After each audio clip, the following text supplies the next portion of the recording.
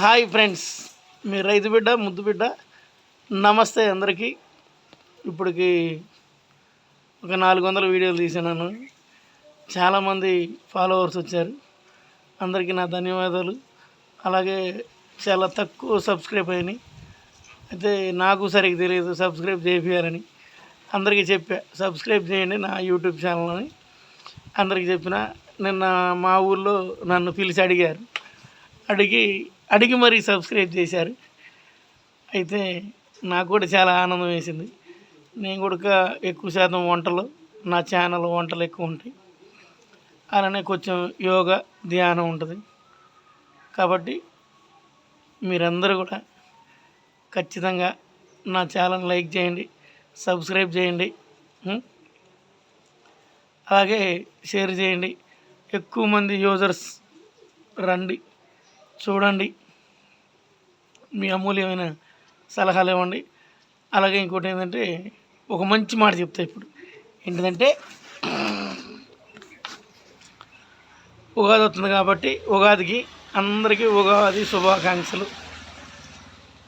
ఖచ్చితంగా ఉగాదిలోపే పచ్చళ్ళన్నీ పెట్టుకోవాలి. టమాటా పచ్చడి కానీ, మళ్ళీ పండు మిరగాయల పచ్చడి కానీ, చింతకాయ పచ్చడి కానీ, ఏ పచ్చళ్ళైనా ఉగాదిలోపే పెట్టుకోవాలి. అంటే వాతావరణం అనుకూలంగా ఉంటుంది కాబట్టి, ఎండలు మంచి గాలికి మంచిగా ఉంటుంది. మళ్ళీ ఉగాది దాటిన తర్వాత పెట్టుకుంటే పచ్చడి బూజు ఎక్కిద్దంట. పచ్చళ్ళు బూజు ఎక్కి పాడైపోతుంది. సంవత్సరం రోజులు నిల్వ ఉండవు. ప్లాస్టిక్ డబ్బాల్లో పెట్టుకోవద్దు పచ్చడి.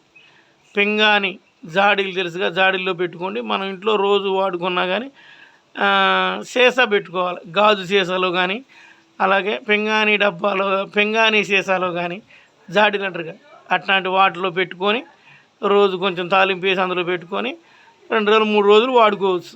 అప్పుడు పచ్చడి కూడా మంచిగా ఉంటుంది. ప్లాస్టిక్ వాటిలో తినడం వల్ల ఏంటంటే క్యాన్సర్ కారకాలు ఎక్కువైతాయి అని అంటున్నారు. అదొకటను మూత పెట్టి ఎక్కువసేపు ఉండటం వల్ల ప్లాస్టిక్ డబ్బాలో వాసన వచ్చి దాని యొక్క స్వచ్ఛమైన రుచిని కోల్పోతాం మనం. దాని యొక్క మంచి రుచి ఉండదు, మాగిపోయింది గాలాడక. అదే సీసాలు అనుకో వేడి అవ్వదు, నార్మల్గా ఉంటుంది. డబ్బాకి వేడి ఎక్కువ వచ్చింది, సీసాకి జాడీకి కొంచెం వేడి తక్కువ అవుతుంది. అందుకే సుగంధ ద్రవ్యాలు అట్లాంటివన్నీ కూడా ఎక్కువ శాతం సీసాల్లోనే ఉంచుతారు, పచ్చళ్ళు కూడా ఉంచుతారు. కాబట్టి మీరందరూ కూడా ఖచ్చితంగా పచ్చళ్ళు సీసాల్లో పెట్టండి, జాడీల్లో పెట్టుకోండి. అలాగే మీ అందరికీ జై శ్రీరామ్, ఉగాది శుభాకాంక్షలు. ఖచ్చితంగా లైక్ చేయండి, షేర్ చేయండి, సబ్స్క్రైబ్ చేయండి. మీ రైతు బిడ్డ. ఓకే.